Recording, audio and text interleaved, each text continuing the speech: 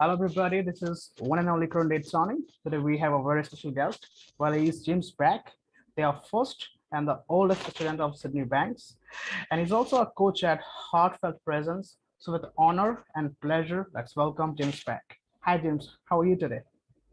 Just fine, Curran. How are you doing? I'm doing so good. So good to have you here. It's great to be here, and I appreciate the opportunity. It's my pleasure. James, today I would like to ask you, what are the three principles, Oh and my goodness. how do they work in our life? Well, that's a biggie. I don't really. The first answer is no. I don't know what they are, but I will make an attempt to think of what comes out when I do it. The three principles are the principles by which all humanity um, experience life. And they have been given names. The names would be mind, consciousness, and thought. So these principles work together. We do not experience life without them. We cannot drop one and just have the other two, and life will be experienced. We need all three of them.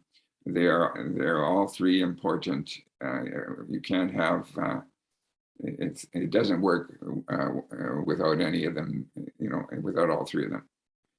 They're really, I suppose, I've heard it described as the most, deeply guarded secret. I wouldn't say that it's necessarily guarded, but we don't seem to be able to discover this secret readily. We can hear the definitions of the words. We can hear the descriptions of what these principles are, but in order to get their true meaning, we have to realize them, and this realization comes through our inner self. One way to describe it. I'm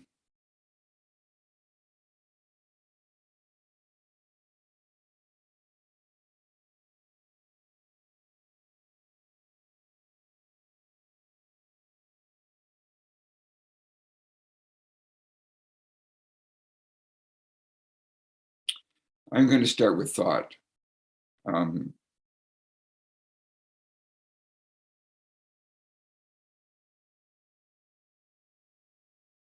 The principles apply to all thinking beings.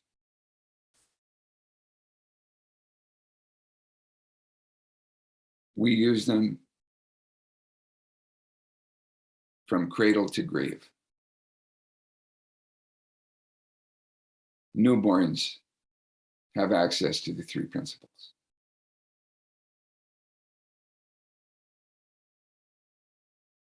Now, as regards thought, we all use what we'll term as our little mind, or our personal mind, through thought. From the time that we are born, we are trying to understand life. We're trying to survive. We are recording through our various senses all the inputs that we can to try and figure this game of life out. And so an infant will he'll hear himself crying, he'll hear himself or herself laughing, and we will be interacting with those that greet us. Basically, our parents, or the people who help us, who are there to love us and guide us. And we're constantly trying to figure out how this works. So we are loading ourselves up with inputs, data that is coming from the outside. And therefore it's, impossible almost not to think that what's going on outside and our attempt to manipulate the outside forces is the way that life works. And we do not understand that there is a greater forces, that there is an inside force. That inside force is our soul. And our soul has a connection to the energy of all things, the universal mind. So we have access to something that is not generated inside our mind, inside our little mind, but from inside our soul. That's a tough one for us to get together, because we feel we know better. We, we use cause and effect. We use our interactions with each other to try and figure out what is life? What are our goals of life? Who are we? Where do we come from? What happens to us when we leave? That's the cradle, the cradle to the grave. And those are our universal questions. And basically, we have thought in our little mind, and we have the universal mind. So there's two of the three, and the one that seems to appear in the middle in most of these descriptions is consciousness. Consciousness is our awareness of these three principles. And the deeper we understand them, the more we grow in consciousness. So we get to the question of who are we and what are we doing here? Well,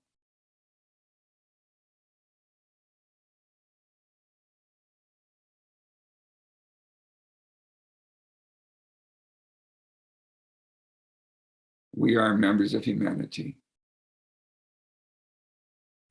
And what we are conscious of is a level of understanding of these principles. And where we're going is to the highest level of consciousness that we can reach within our lifetime. That's the secret. And when we hit the grave, we've reached the level of consciousness that we've reached during that lifetime. It's not over. We return. There's reincarnation. We come to live another life.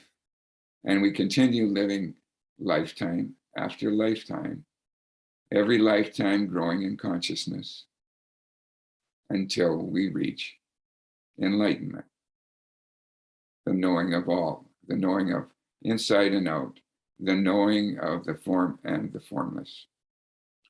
It does not have to take many lifetimes. It can happen in 1 second. How do we make it happen? I don't know.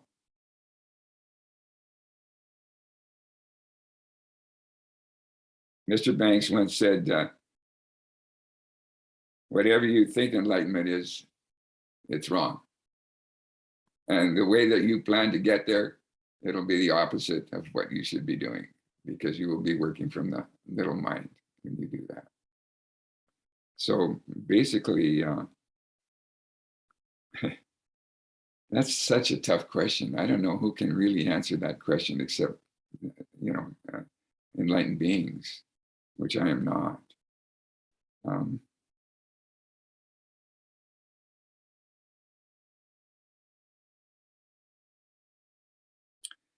I guess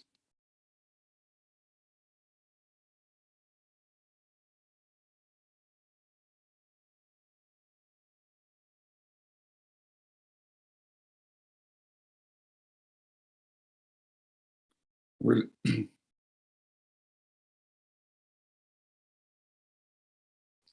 For what I've learned,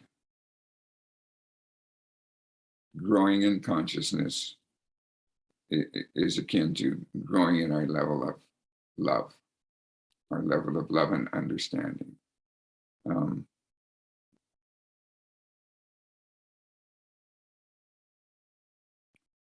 If there was a practice that you could do, then it would be listening to truth.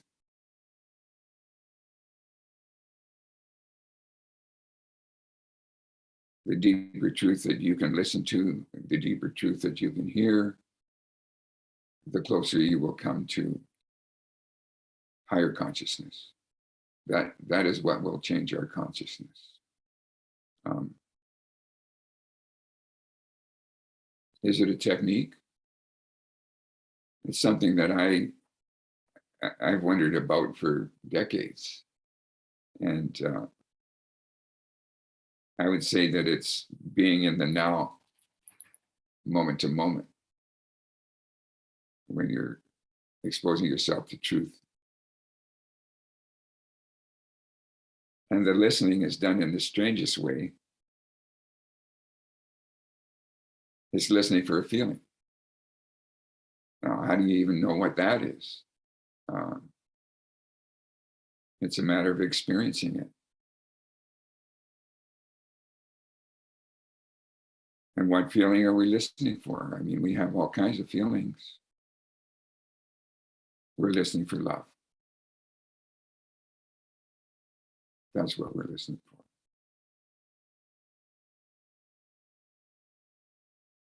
When we're looking at our understanding,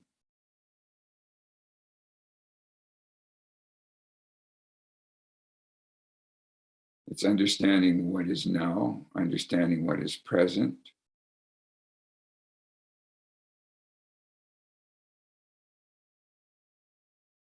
understanding being in the now, being in the present, understanding that it's simplifying rather than complicating. And when you're in the world of language, which is removed from reality, as you simplify it down, you come down to one word: is. The word is.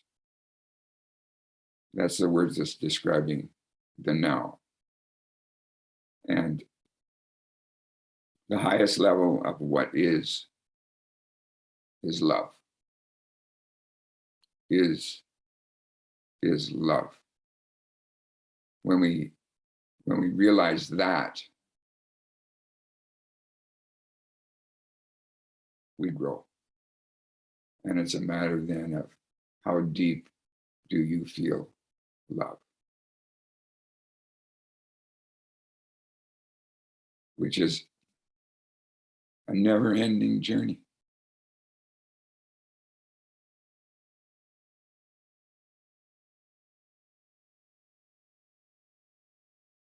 That was so hard to get to today when you asked me that question.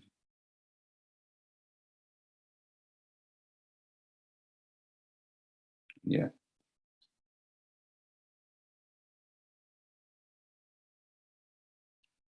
The feeling is coming.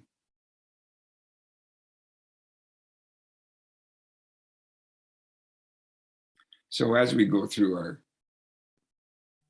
our days, we just forget about all this stuff.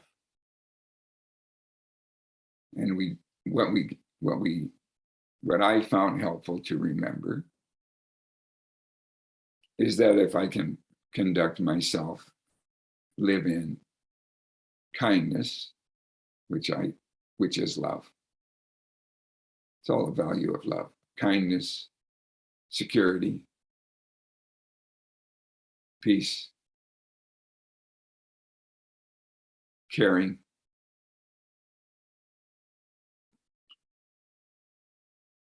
This I know applies to everyone. My personal experience of it is, I'm sure, the same as everyone's.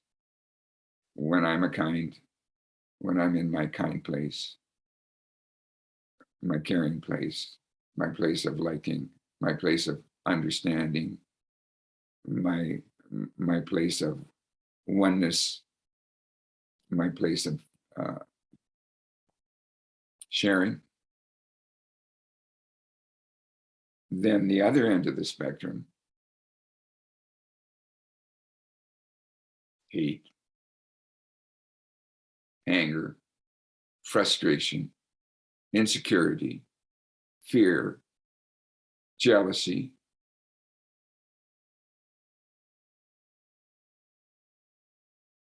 there's no room for them when you're kind.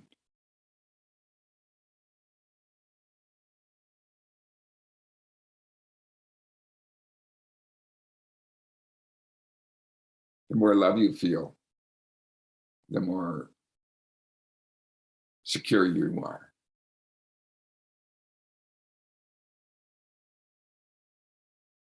The more understanding you are with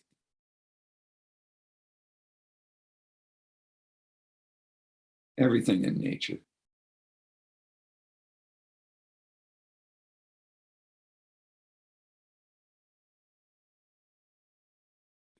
The higher your consciousness is.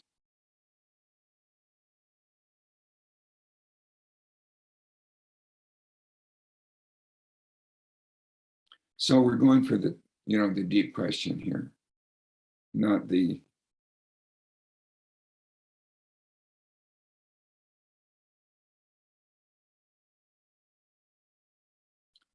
tiny problems, but no problems. Knowing we're responsible, not listening to the things that we fed into our biocomputer from day one that would separate us from each other and give the responsibility for our woes and for our good times to somebody else or to the outside world. But realize that we have access to mind, to universal mind, and all of the other terms that can be applied to that process that says we're all one. And that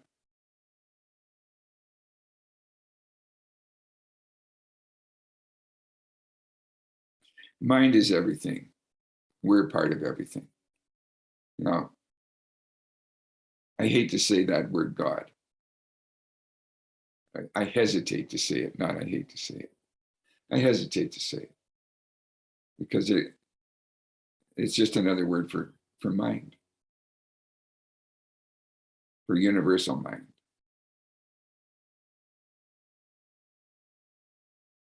In other religions, Allah, as I understand it in the Muslim religion, it's another word for the same thing, universal mind. So this is everything. And when we talk about everything, there's nothing to separate from it. So we're talking about every human, first of all, every thinking being, but not only that, every cell in our bodies, everything, every object, every concrete object, everything that is there, it's all part of it. And beyond that, you can say it's everything on Earth, it's everybody in the planet, the billions of people in the planet, and the billions of cells in the planet. You can't, it's so vast, it's limitless. And then we get into the idea of form and formless. And it's everything in form and it's everything formless. That's what we're talking about. That's what I heard Mr. Banks talking about. And it's not I mean, I have to trust my reception of that explanation that he presented us. It's not just because he said it, it's because I hear it.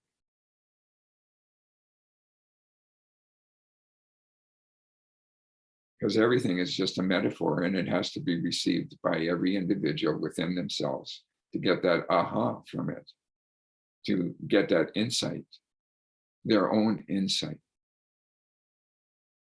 We all have to find our own insights.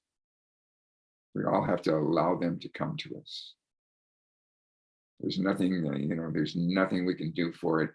The only thing that I can, this is how I live my life these days. And that is sharing my highest level of consciousness. Because doing that, I actually changed that level. I grow in consciousness. I grow in understanding. I grow in the sharing of love.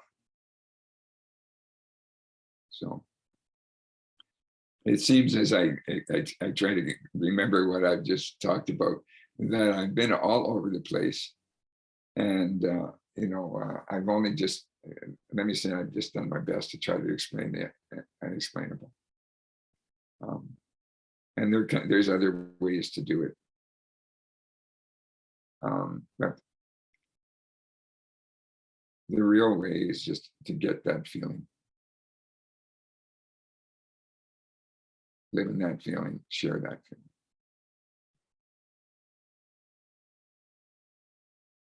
What is your impression of the three principles? All right. Like my understanding has been quite good. Like I used to feel stressed, worried, depressed about things. And when I discovered about the three principles, I would often listen to Sydney Banks, and I would listen to him while sleeping. And in the morning, I would have, such amazing feelings. And without getting a single logic, I would feel so good and so happy, and life changed. But Oh, nice. yeah, but later on, I got into the logical part of these principles, and I felt worse. So I realized there's no description of the principles in logical words. Sure. Yeah.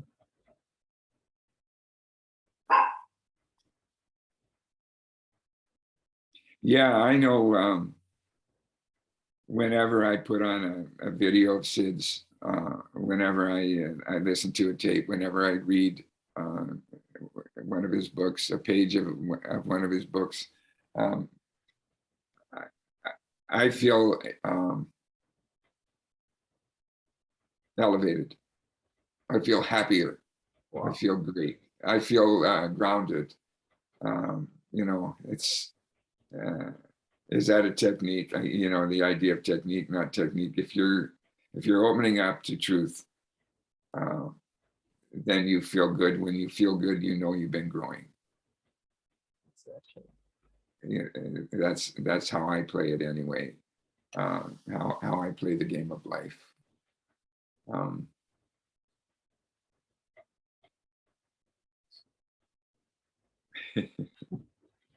Okay. Let's ask another question. Yeah. Yeah. This is almost like the question that you would have at the end of the hour. But still, yes, now that we're where we are, with the feeling that we've got, is there another direction that we can take it? Exactly. I'm very curious. So are the people.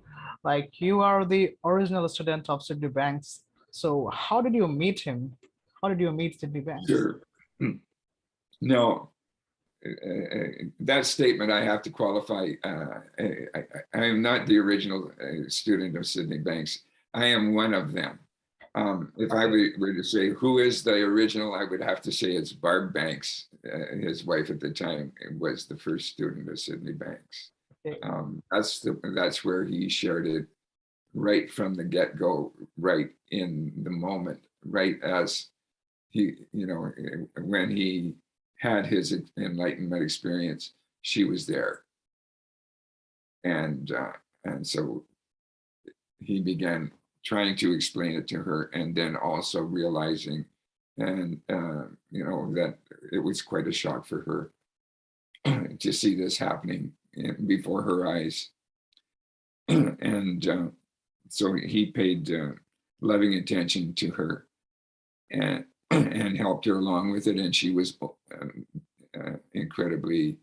At first, she thought it was very weird, and even described maybe he's having a nervous breakdown here. He's become so different within a matter of a minute, and the stuff that he was starting to come out with, stuff that he had seen, he was so excited.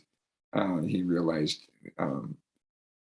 wonderful things were in the future, and so he shared it with her, and she took not that long, actually.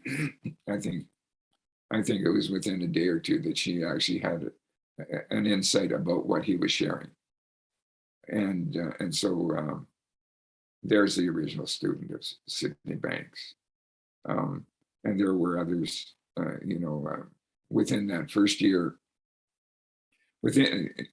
During the first year after his experience, there were very few people that would give him the time of day. In fact, and people that knew him in the past couldn't handle it, or they didn't recognize him. He had changed so much, that type of thing. And Sid, to him, it seemed like what he had learned was so obvious that there would be, all he had to do was point it out. There's these three principles: mind, consciousness, and thought, and we use our thoughts, and we consciousness is our awareness of what we're doing, and mind is that universal space force that is involved in all of us. And part of the problem was that he was only a welder, and he carried that with him, and he had left school at 14, and that had been the dominant thing that he used in his own lost thinking prior to his experience to carry on his own insecurity. So he saw what he had been doing, and he took a look around, and he saw that everyone was doing it that way, and that nobody really knew what they were doing. They were blaming anything else outside and trying to react. So I can't make that claim. I can only say that I was there approximately a year later when he came to Salt Spring, and I met him probably within a week or two of him arriving on the island to live. They had come to a summer, their home had been the summer cottage, and so he had now they had left Nanaimo. He had left his job, and his wife and kids, and he and grandma moved to Salt Spring. So and grandma was also there. I would say she was more of a reluctant student at that time, but ultimately she did have many insights, and she changed, and she became a very loving example of people who had insights directly related to Sydney Banks. So there became a group of people after within a few months of his setting up on the island, and no longer being a welder, but being I would say I would call him a prophet, but whatever term that you want to use, because you start putting labels, and immediately people have an idea what that is. So, and their idea may not be receptive. But at any rate, my story, and I'll try to do it quick, not long. So I was on the ferry coming home late at night from Vancouver to Salt Spring. My wife and I had been growing apart. We were out of money. The cabin we were building was not yet finished, and so that was the kind of situation. And I had gone in to try and get some financing, and I had failed. So now I was on the boat, and I was very agitated is a good word, and I was walking the boat. So I had been doing this for 2 or 3 hours. The journey, late night boat stopping at other places and so on. It takes that long. It would have been at least a couple hours, and doing things like trying to make eye contact with other passengers as I passed them by over and over and over again. One end of the boat to the other. And anyway, this couple got on the boat at Main Island, and along with about 10 other people or so, 2 or 3 cars probably. And anyway, I walked into that lounge, and there they were sitting in the front row, new heads. I knew they were new. It was like fresh meat already. I'd walked that boat. I'd seen everyone. And I was curious because I saw something different.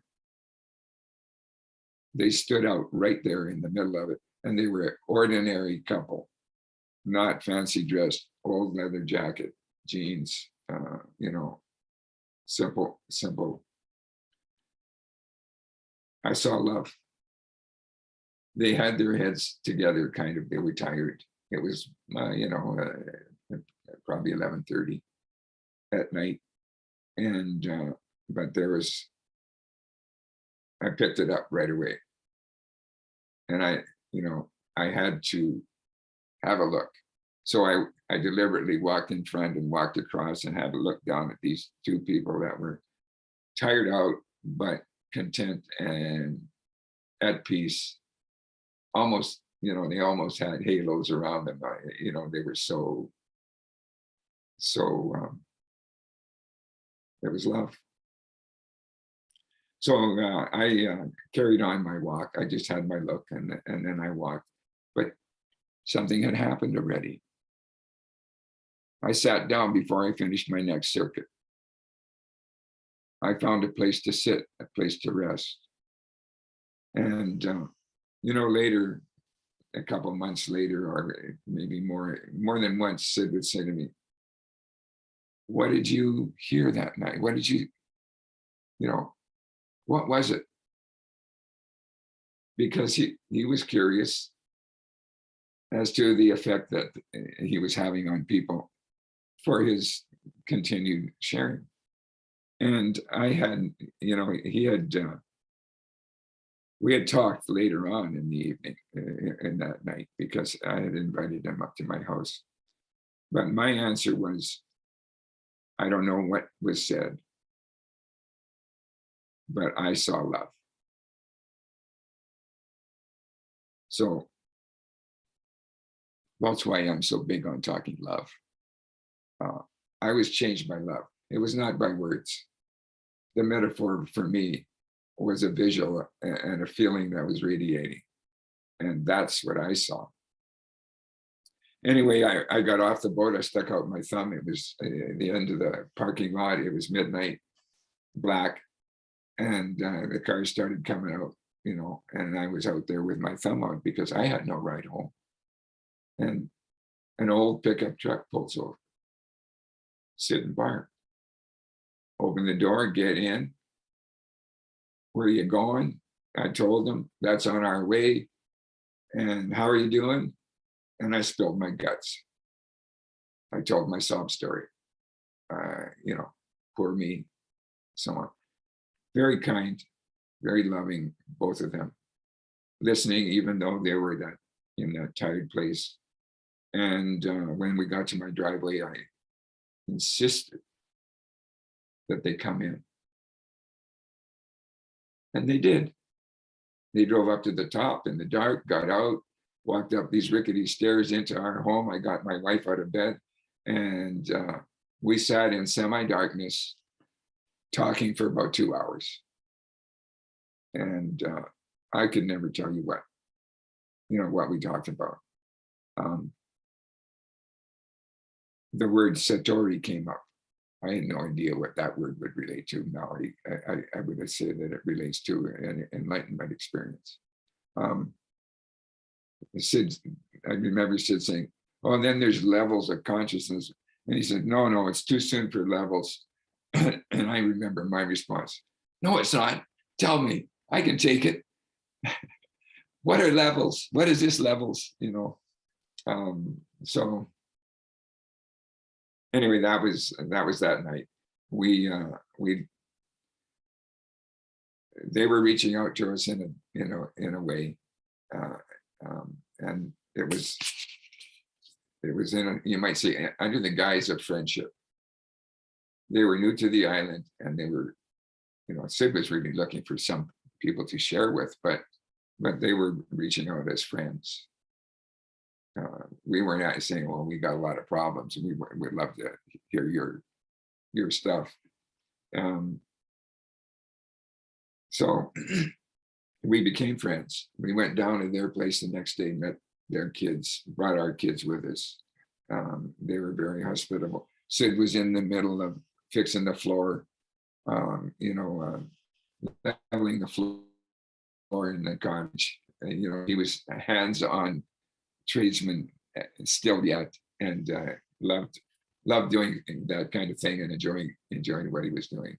And then it started to grow from there. And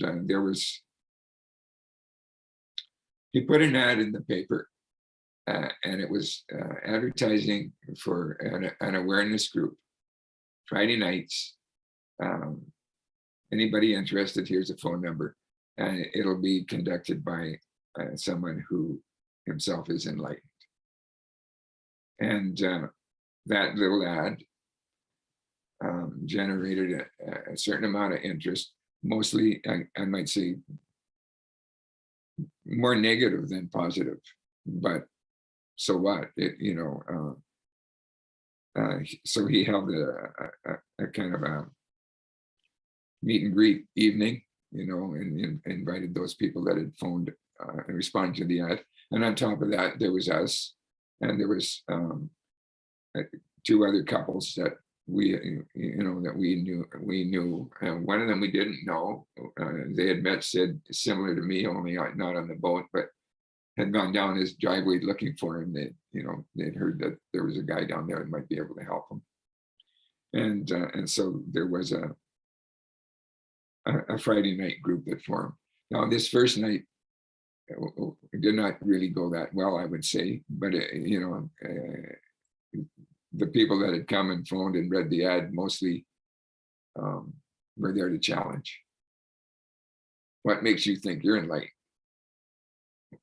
What gives you the right to make that statement?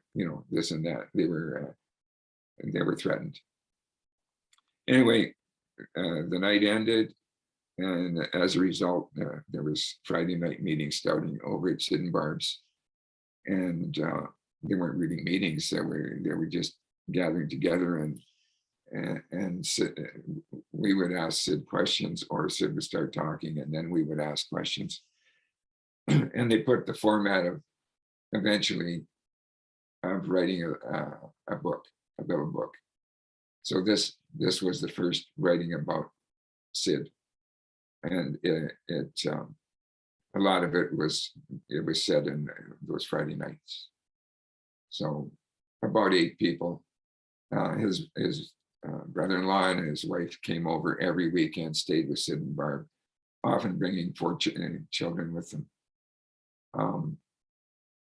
But the children weren't in there, in this. So then there was us, and then there was this other couple that had gone down the driveway, and she was the person that was writing that book. And there was another couple who were friends of ours that lived in a teepee, a lawyer and his wife. and they had, given up on society and wanted to go back to the land, much as my wife and I had, and that's why we were on Salzburg Island. So that's basically that phase of things. And then Sid started, a few months of this, the book was written. Sid branched out. He made his first public talk in Vancouver, and a lot of people responded to that, actually. And then there was other little baby steps that were happening in terms of putting it out. He and Barb went into the University of British Columbia, tried to reach psychologists there, and they were greeted well, and they were welcomed in. But they were really, they were polite and mildly interested in what he had to say, but he had no credentials. So it was not a major success that way. He wasn't just embraced and said, "Sure, come on in. We're thrilled to have you here, and we want to learn everything you've got to share." But he had to start. He had to start somewhere, and that's what he did. And within the next year,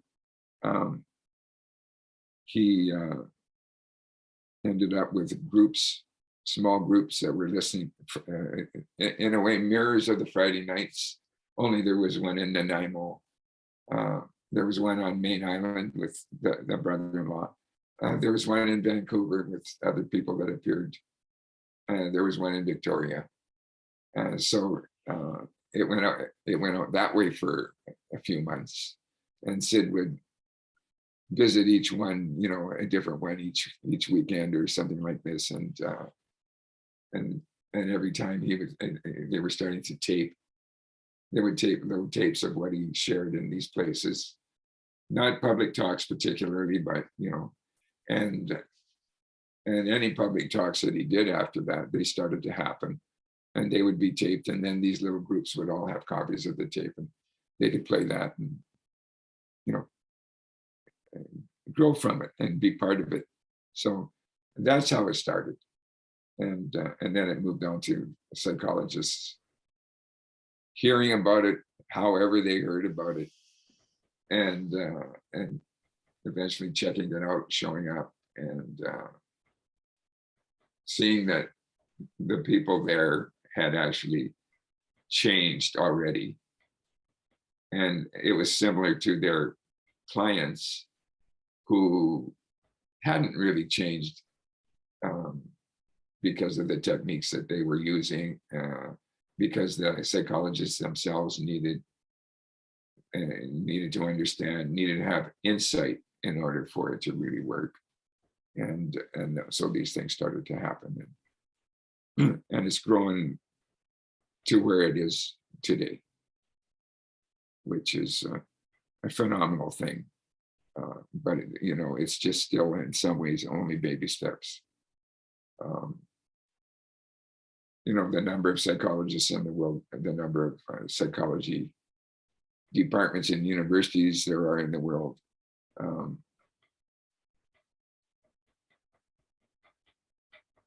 basing their training primarily on Freudian techniques still, which don't work.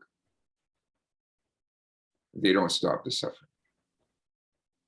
They may alleviate it on a temporary basis until next session. And yeah. So Beautiful. Beautiful. I want to ask you, what was the first book that you were talking about that Sydney wrote? Well, he didn't. He's not the author of the book, but he wrote it. At that time, Sid. These are big steps for a welder who left school at 14 to, even though he had experienced what he experienced, to just, pick it up and start writing. Mm-hmm. So it was Island of Knowledge is the name of the first book. I don't know. I believe it is available these days. It's not really. it's not on the psychological level, which is where Sid's prime, you know, approach was directed. It was more on the spiritual level, and it was, you know, it didn't have a big impact on psychology. Put it that way. So as the psychologists arrived, Sid's emphasis became, you know, this is what he was waiting for.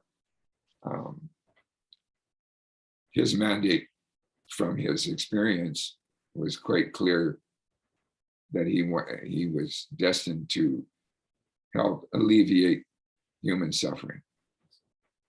And the suffering that he narrowed in on was psychology. All the people, and you know, I mean, the world's in, you might say, an epidemic of depression and psychological problems today. You know, just as it was then, but it seems to have intensified more since then, as far as I can see, anyway. So there's a dire need for the raising of the level of consciousness of humanity on an individual by individual basis, because that's the only way it can go. You can't, you just can't give them a pill that says, here it is, take this and it'll all be okay. Or listen to this and it'll all be okay. You've got to hear it. You've got to feel it. And you know, so that's, it seems like another common sense thing is work with children. They've had less time to prove, you know, prove that it doesn't work, kind of thing, to prove that it's the outside world that, you know, how do I, as we grow up, you know, it's, damn it, if that guy didn't do that, or, you know, if my boss would have only been better, or if my teachers would have been, you know, all of that, rather than understanding. When you look at young children, babies and that, they're great examples of less contaminated thinking. Exactly. So if you can, all right, yeah, you know, common sense seems to me that if you can nurture that and nourish that, and you don't have to be talking about three principles. You talk about insight, allow them to become aware of the inner voice, that voice inside. We all know the difference between right and wrong. That comes from inside.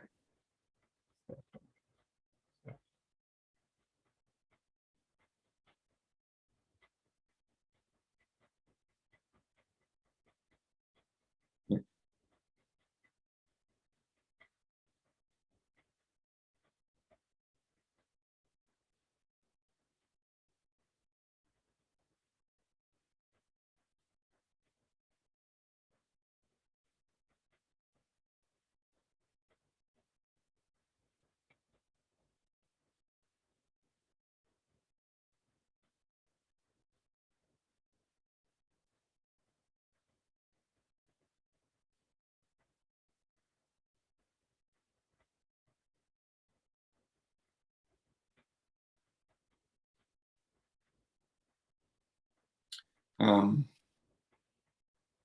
want to go back to talking about love some more now. sure. And the love that I want to talk about, unconditional love, not conditional love, not, you know, I don't love her anymore because she did that, you know, or I really love her because she does this, or him, or my kids, or whatever. Not conditions. The love that you create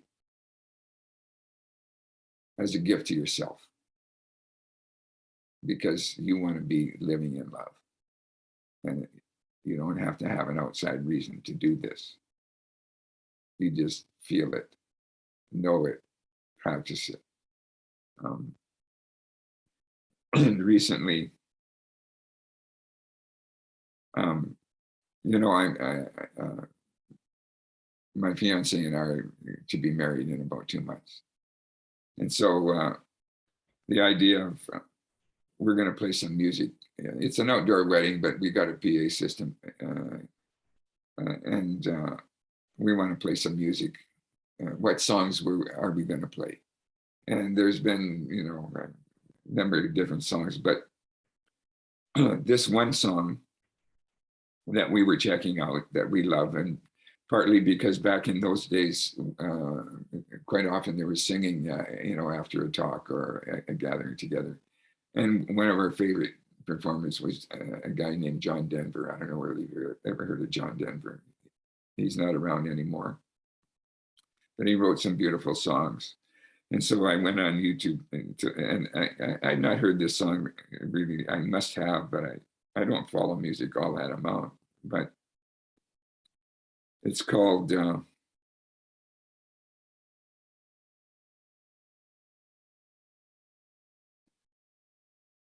what's it called? I keep forgetting the name. Perhaps Love. So what's beautiful about it, I went on YouTube and I popped this thing up, and he had there's about 6 or 8 different recordings of it that he did. He did it with an opera singer, you know, as well, but he's more of a rock and roll type. And I watched him for the performance that he did of this song in England, in London. And I think it was 1982 or something. And he started talking to the audience, and you know, how they do. I wrote this song, you know, so and so, and he said, you know, I had nothing to do with it. I just like wrote it down. You know, it was a gift, and perhaps love. And he was driving down the highway in California when it came to him, and you know, it was, you know, a beautiful experience. And he was writing it, as he said to the crowd, I wrote it for you because you're there, because you're listening, because you want to hear it. And it's not conditional love, it's unconditional love he's talking about. And he along that vein, he talked about his father passing away just, you know, 6 months or so before that song. And he was, it was one of his worst times, full of grief. And he had received letters of condolence from all around the world, not people he knew,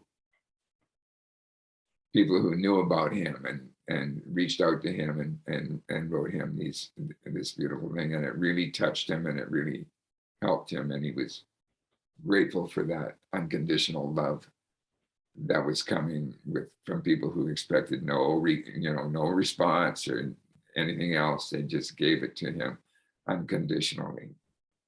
And so there it is, perhaps love. It was great to see somebody who was not into 3 principles particularly, but was into unconditional love, and had written this and dedicated, and he thanked them. He says, it's for you. I've written it for you. I've written it for every one of you. My gift to you. I love that.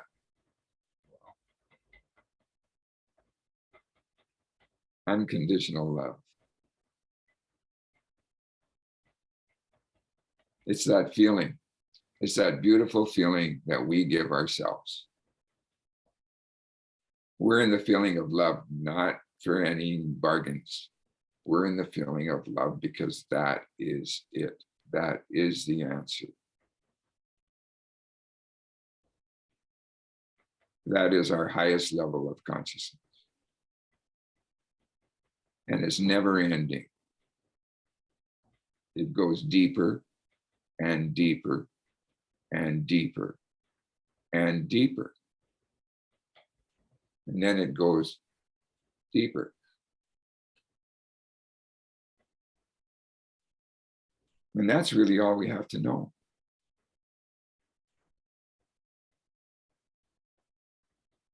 All we have to know to accomplish our purpose in life.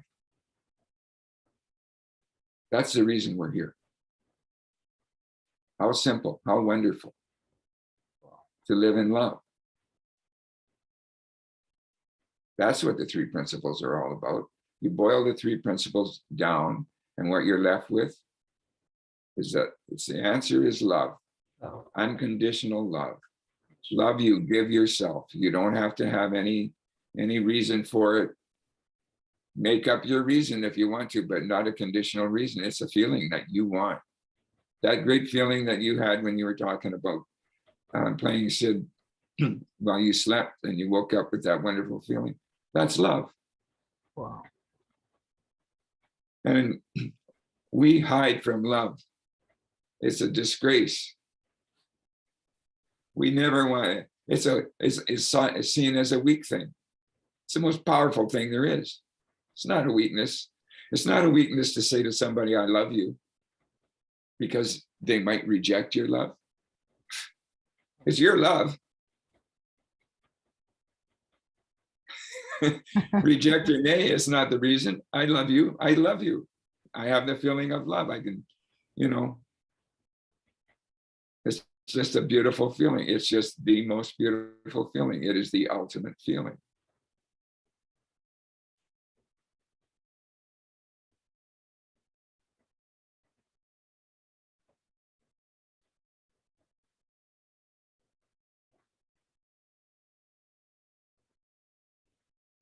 It's really the thing that I love talking about the most, the thing that I share the most, the thing that but it's not me. I'm just a speck.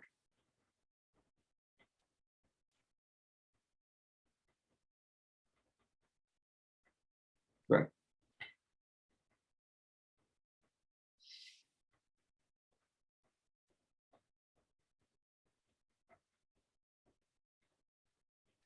if we're in anything lesser, we're just being silly.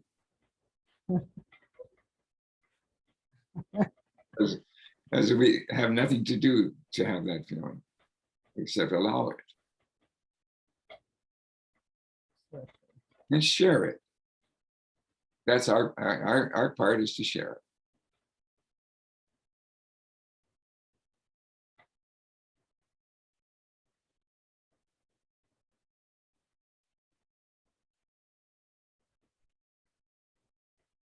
Then you start to enjoy everything.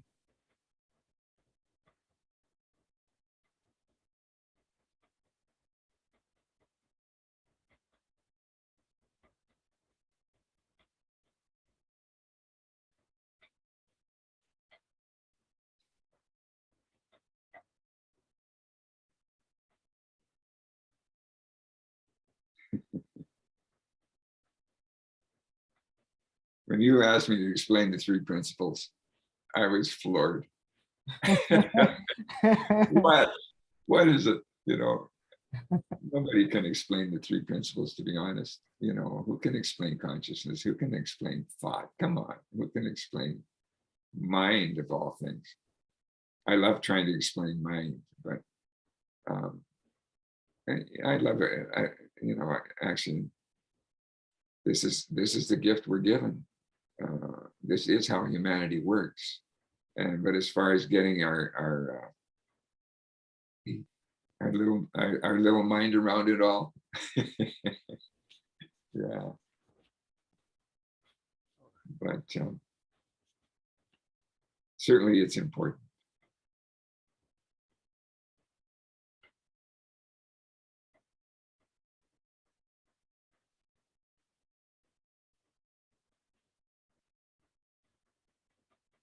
So, as far as I'm understanding, these principles are sharing about what you have not about describing them in words. Is it I, so? I love that. Yeah, I love that. Yeah. Yeah. Hmm. Hmm. You know, I think we both had this in mind Mhm. that we, as we have our conversation, we we want the feeling. We want to share beautiful feelings. You and me want to share a beautiful feeling together. Exactly. That's that's the purpose of our conversation. And you know, on looking at that, I'd say, good job. We've got a great feeling. Um, I, I love the opportunity. I was starting to spin my wheels there, but so what? I am a human. I'm not a god. Um, you too, but we're doing this so that it might help people. We're demonstrating the feeling being created. Of course, it's the viewers that have to do it for themselves. But you and I are on the screen, and it's a lot like John Denver. Um, we love humanity, and we're doing it for them, for all of us. I shouldn't separate us so far from them. For all of us. Um, if we weren't aware that there were unseen potential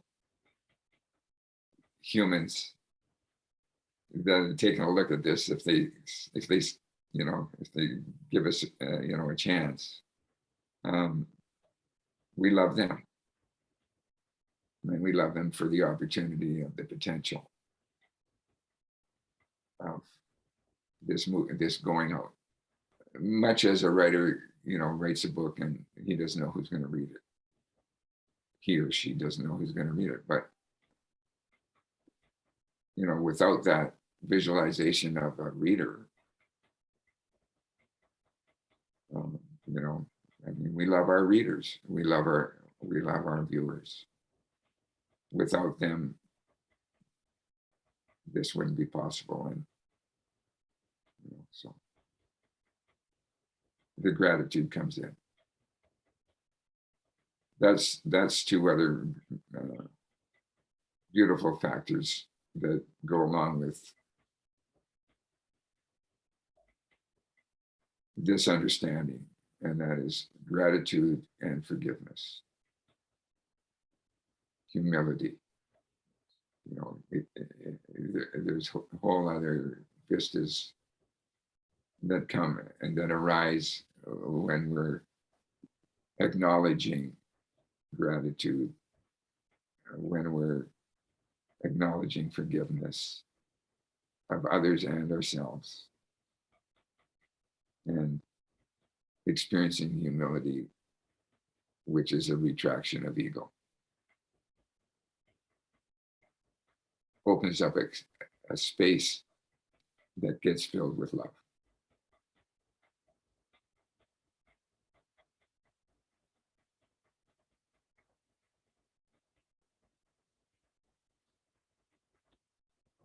Would you talk more about the wisdom, like how it is guiding us?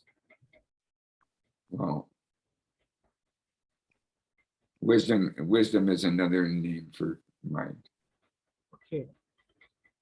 and it is mind, and or the word wisdom, or the other words that I gave that we shy away from. Mhm. um, we have this consciousness part of us, this soul part of us, that is directly, if we remove our thinking, we get to the conduit that takes us to wisdom. So something that I've been learning primarily in the past year, actually, accessing wisdom generally comes through an insight. Insight. Yeah, a sight from within. But during this conversation, there's been times when the question has come and I'm searching for what to say. And that's a practice that, we all could appreciate. Go to your, silence your mind. Wow. Don't do a knee jerk on the first thing that comes so that you can, spar or, come up with a glib remark so that you can get past that one so you can get something else going. And I really, it's something that I have started to do on a much more regular basis because of the opportunity that I've had this last year in Heartfelt Presence, talking about these various things to people, answering questions or comments, and not jumping to the first quick answer, but stopping, trying to, not even thinking I got to slow my mind down, just doing it and trusting. And sometimes, you don't have anything. You're going to say, I don't get that right now. I don't have that answer right now. I'm going to have to let that percolate for a while. But that's, I feel that when I do that, I'm opening the conduit for wisdom, for the right answer to come, an answer that I haven't got it inside up here somewhere. It's in the moment, quiet down, see what happens. And you come out with, more, the more you try it, the more you practice it, the easier it gets. It's not necessarily going to come any faster, but you're allowing yourself not to panic and not to prove. And,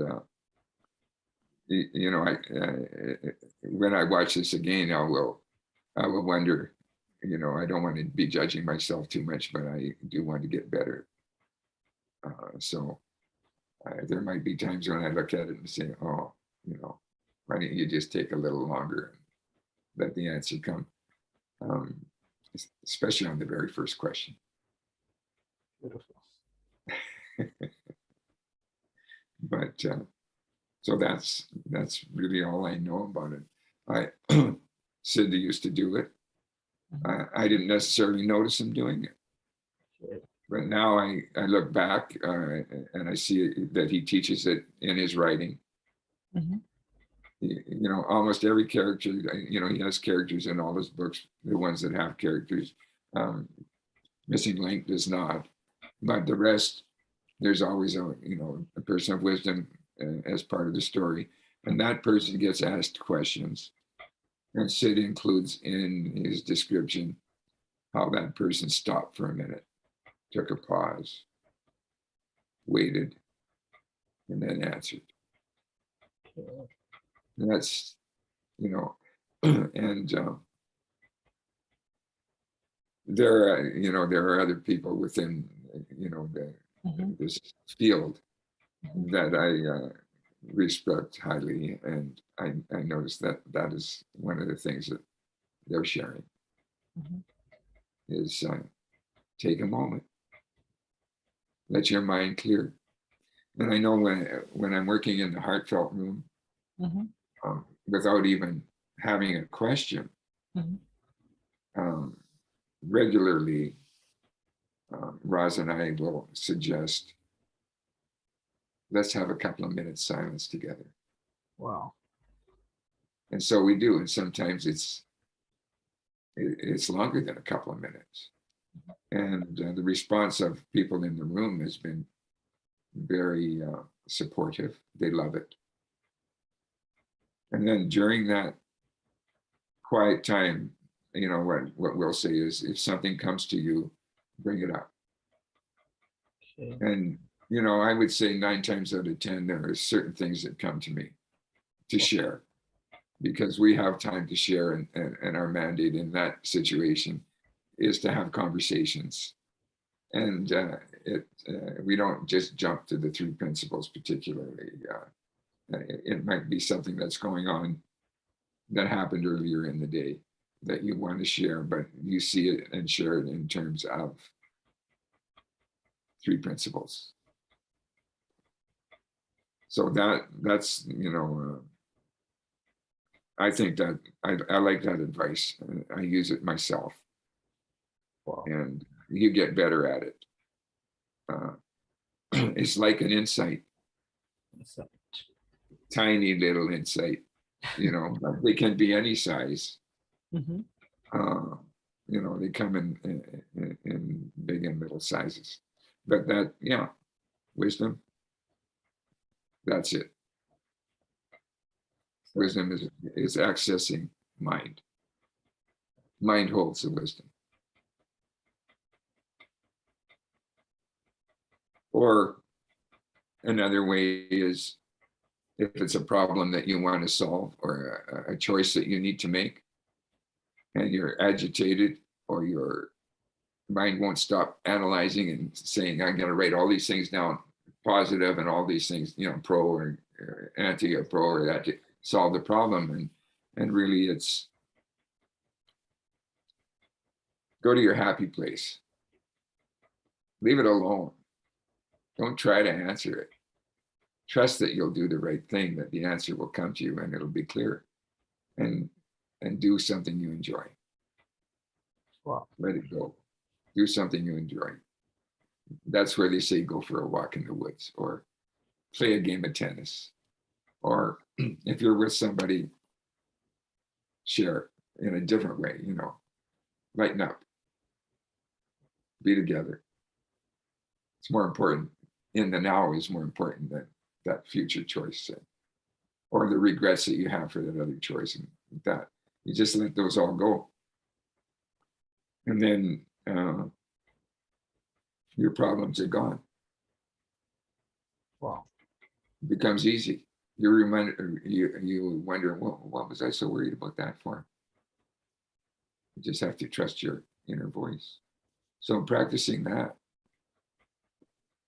giving yourself a chance to allow your inner voice to come and give you the answers you need. And it goes for psychologists, which I'm not. So I have maybe no business to say, here's how you do it. But it seems to me the practice of the good 3P coaches is to share with their client and get a good rapport,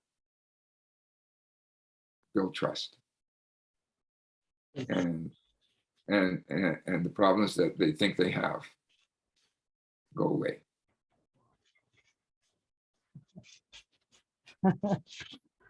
Beautiful. Yeah.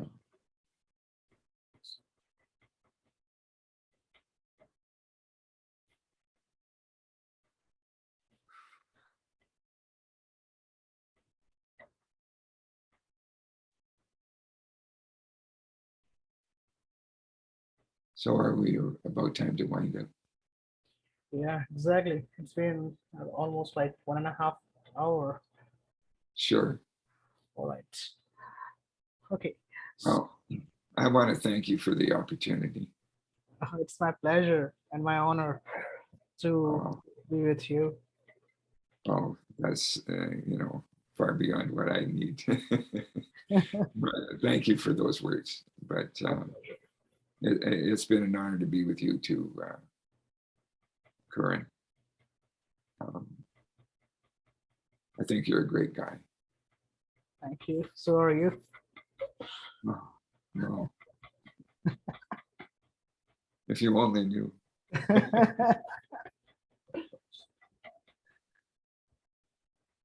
Beautiful. I hope it helps people. I, you know, it's a great opening act kind of deal for me. Wow. The beginning of sharing in this way.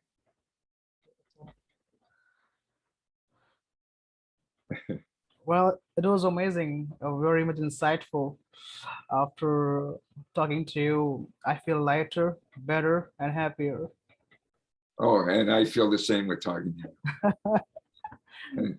And to everybody out there, you know, I hope this is helpful. Exactly. Exactly. Well, James, thank you very much. And I'll talk to you soon. Thank you very much. Take care.